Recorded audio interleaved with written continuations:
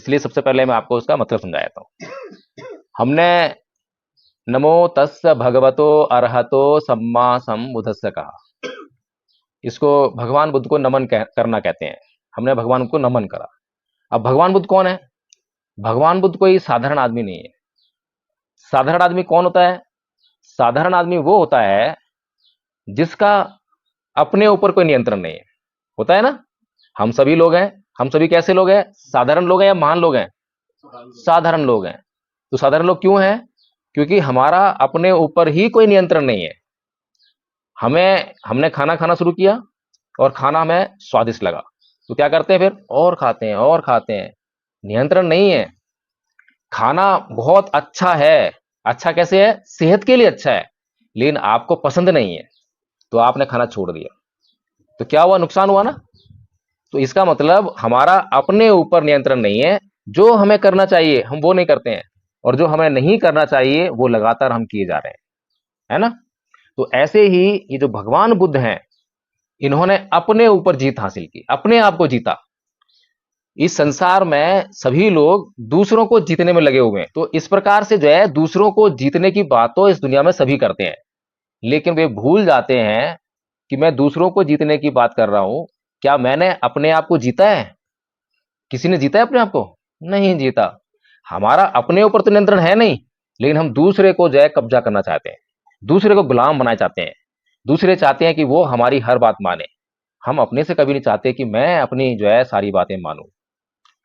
क्या मैं अपनी सारी बातें मानता हूं? मेरा दिमाग कहता है कि खाना उतना खाओ जितनी आवश्यकता हो, खाना वो खाओ जिसकी आवश्यकता हो, लेकिन दिमाग की जो है ये मन हम मानते ही नहीं है। तो हमने अपने आप को जीते ही नहीं।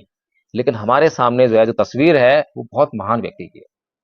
पूरी जिंदगी उसने जो है अपने आप को सबसे पहले जीत लिया, और हमेशा पूरी जिंदगी जीत के रहा, कभी हारा नहीं। हमारे पास 6 इंद्रियां हैं।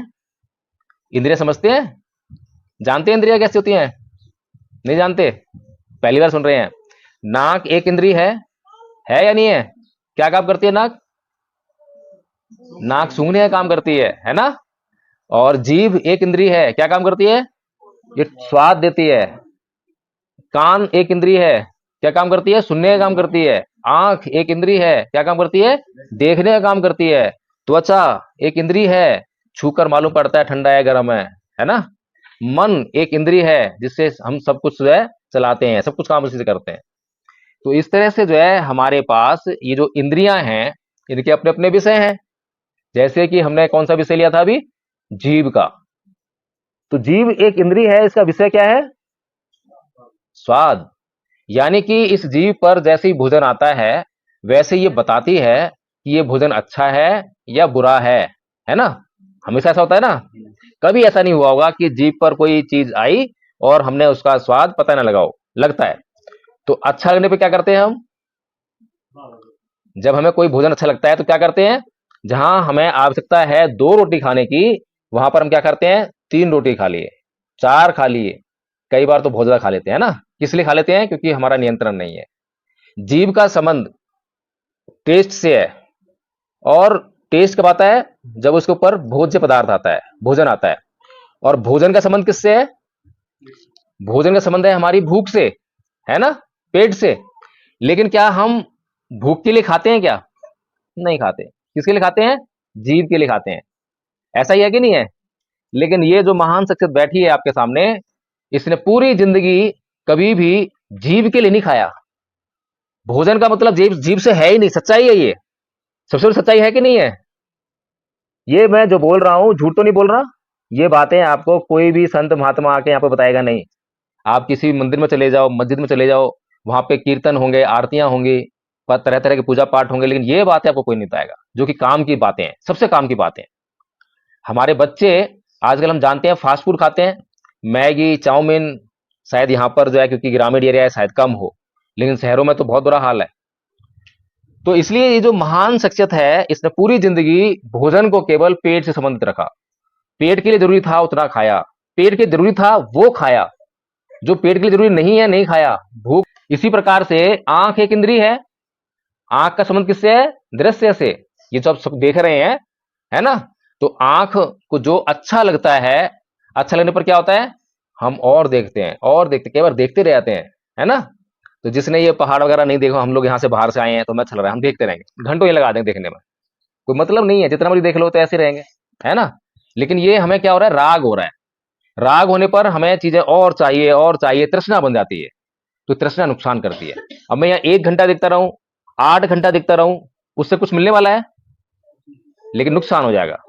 जो मैं 1 घंटे में काम कर सकता था, नुकसान हो गया। 8 घंटे में काम कर सकता था, नुकसान हो गया। ऐसे ही हम जो है मोबाइल पर गाने देखते हैं, डांस वगैरह देखते हैं, मूवीज देखते हैं, क्या मिलता है, कुछ मिलता है, लेकिन हम उसको जानते नहीं है। हम उस समय जो है उसमें मजा ले रहे हैं। जैसे ही मूवी खत्म हुई, उसके बाद क्या मजा रहा, फिर कुछ नहीं।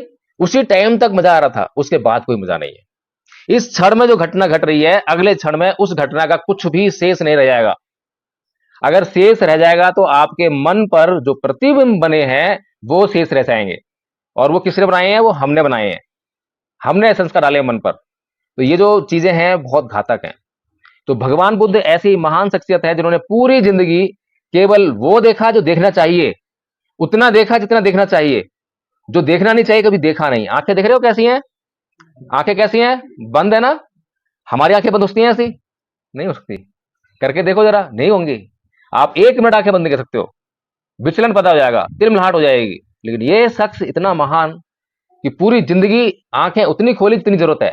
रास्ता देखना है, 4 कदम देखा, 4 कदम से आगे देखा ही नहीं। जिसको देखने का मतलब नहीं है उसको देखा ही नहीं। और हम लोग जब चलते हैं तो यहां भी देखेंगे, वहां भी देखेंगे, सब जगह देखेंगे, देखते हैं ना। तो इसी तरह से जो है हम नमन इसलिए कर रहे हैं क्योंकि जो 6 इंद्रियां हमारे पास हैं, कान है सुनने का काम करता है ना।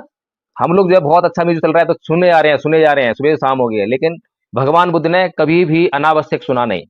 तो ये जो हमारी 6 इंद्रियां हैं, इनसे हमें राग और द्वेष दोनों पैदा होते हैं। अच्छा लगा तो और चाहिए चाहिए, और बुरा लगा तो नहीं चाहिए, नहीं चाहिए। और दोनों ही स्थितियां जो है हमारे लिए घातक हैं। तो इसलिए हम बुद्ध को नमन करते हैं क्योंकि बुद्ध ने अपने आप को इन दोनों स्थिति से बचाकर अपने आप को समता में स्थित कर दिया, बीच में ले आए और पूरी जिंदगी वैसा व्यवहार किया। अब महान है कि नहीं है बताइए। अपने आप को जीतने का काम ऐसे होता है, कर सकते हो आप। और जो आदमी इस बात को समझ ले, अब तो आपको जानकारी हो गई है कि हमें अपनी इंद्रियों पर कंट्रोल करना है,